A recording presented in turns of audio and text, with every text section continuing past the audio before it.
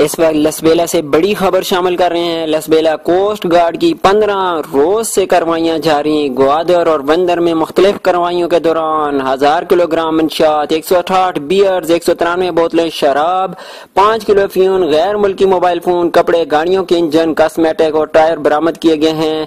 Lasbela coast guard की इन कार्रवाइयों में करोड़ों रुपए के सामान के साथ 2 स्मगलर को भी अपनी तहवील में ले लिया है, ऐसा कहना है तर्जुमान कोस्ट गार्ड का। तर्जुमान कोस्ट गार्ड के मुताबिक 15 रोज से ये कार्रवाइयां ग्वादर और विंदर में जारी हैं, जिन कार्रवाइयों में गैर मुल्की करोड़ों का सामान बरामद किया गया है, ऐसा कहना है तर्जुमान कोस्ट गार्ड का। लसबेला से ये बड़ी खबर शामिल कर रहे हैं।